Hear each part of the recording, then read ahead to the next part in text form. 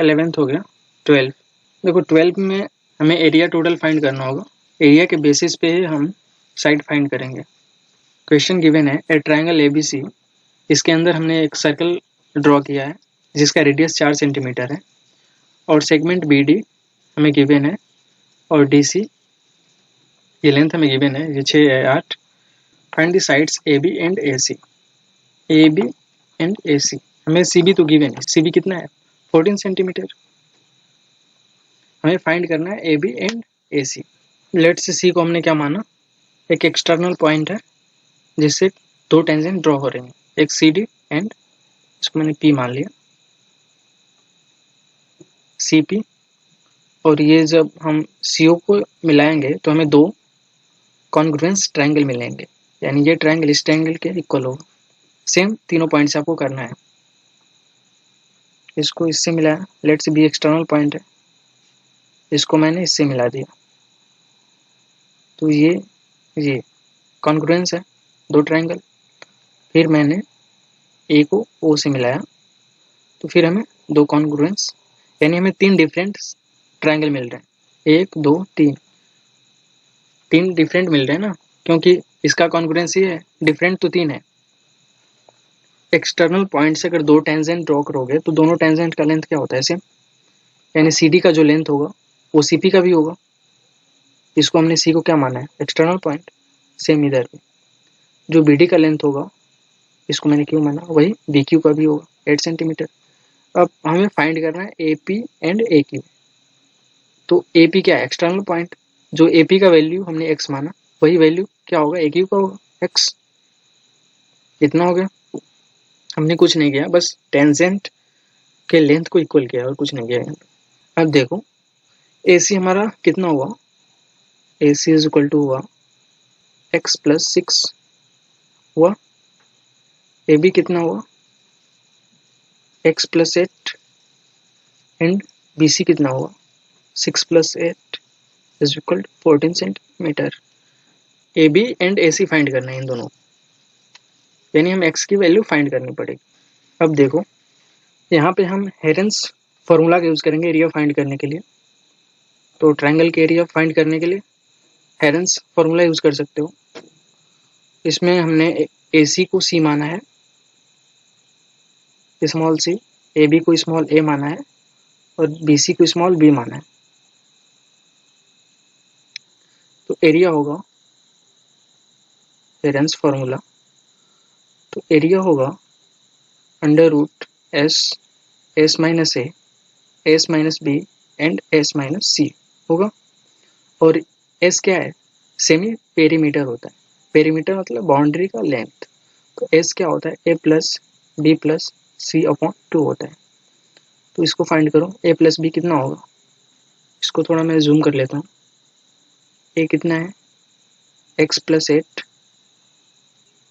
x plus 8 plus x plus 6 plus 14 upon 2। तो ये आएगा x plus x 2x plus 8 plus 6 plus 14 28 upon 2, यानी ये आएगा x प्लस 14। ये हमारा s आया। अब इस फॉर्मूले में हम रख देंगे A B C and S का वैल्यू इसमें रखेंगे। एरिया कितना होगा, अंडर रूट S कितना है, x प्लस 14 और S माइनस A करोगे, यानी x plus 14 minus A, x plus 8, यानी x plus 14 minus x minus 8। तो ये कितना होगा, 6 होगा। अब वैसे ही हमें क्या करना है, फाइंड S माइनस B। तो S माइनस B क्या होगा, x plus 14 minus 14 is equal to x। ये x आया और वैसे ही हमें S माइनस C फाइंड करना है। तो x plus 14 minus x plus 6, ये 14 है, तो ये आएगा 8, ये 8 आया। तो हमारा एरिया क्या आया, under root x plus 14 into 6 into 8 48x, ये हमारा एरिया आया। अब देखो हम ट्रायंगल्स एरिया फाइंड करेंगे। हमारे पास टोटल 6 ट्रायंगल मिल रहे हैं जिसमें दो दो का पेयर कॉन्ग्रुएंस है। ट्रायंगल ए बी सी, ये जो एरिया निकाला हमने, ये टोटल ट्रायंगल का एरिया है, triangle of A B C. जब पॉइंट सर्कल के बाहर है तो इससे हम दो टेंजेंट ड्रॉ कर सकते हैं, और रेडियस पॉइंट ऑफ कांटेक्ट से जब पास होती है तो वो परपेंडिकुलर होती है टेंजेंट पे। ये एक्सटर्नल पॉइंट पी है। जब हमने पी को ओ से मिलाया तो हमें दो ट्रायंगल मिले। इसको मैंने माना T1 कांटेक्ट पॉइंट और इसको मैंने T2 कांटेक्ट पॉइंट माना।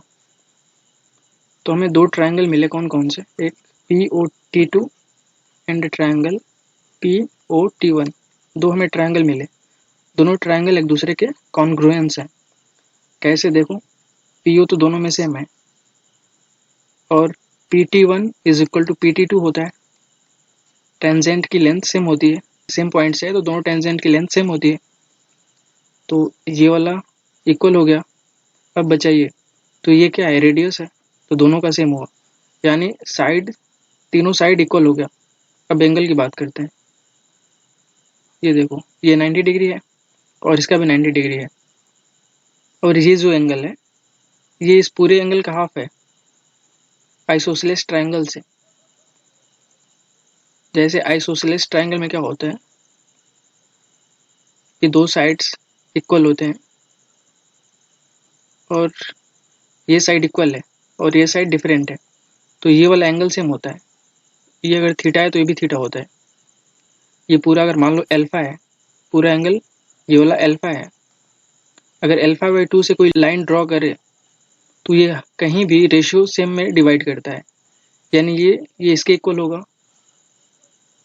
और आगे जाओ, अगर ऐसे खींचो तो ये जो लाइन है ये इसको कहीं भी इक्वल पार्ट में डिवाइड करता है, यानी ये इसके इक्वल होगा। ये आइसोसेलेस की प्रॉपर्टी है। तो ये एंगल सेम हो गए दोनों, अल्फा बाई 2, और ये भी दोनों इक्वल हो गए, यानी ये दोनों ट्रायंगल कॉन्ग्रुएंस हो गए। अगर एक्सटर्नल पॉइंट से हम टेंजेंट ड्रॉ कर रहे हैं तो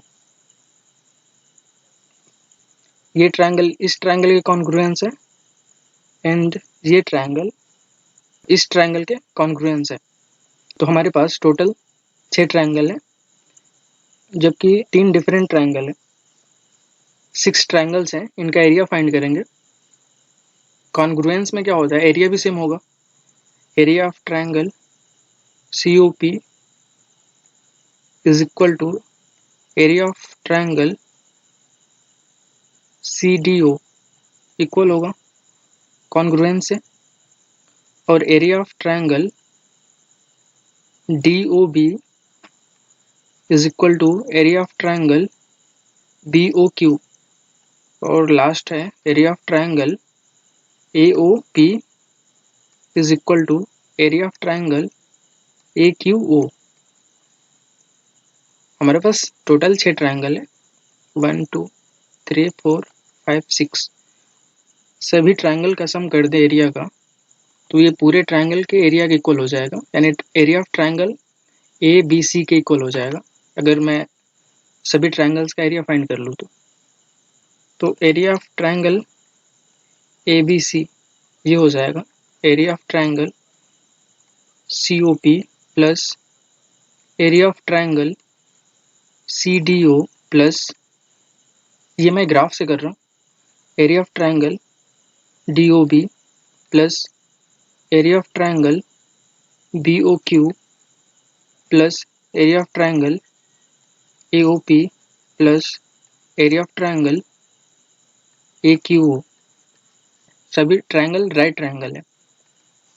राइट ट्रायंगल मतलब एक एंगल 90 डिग्री होना चाहिए। तो इसका एरिया होता है 1/2 बेस इंटू हाइट।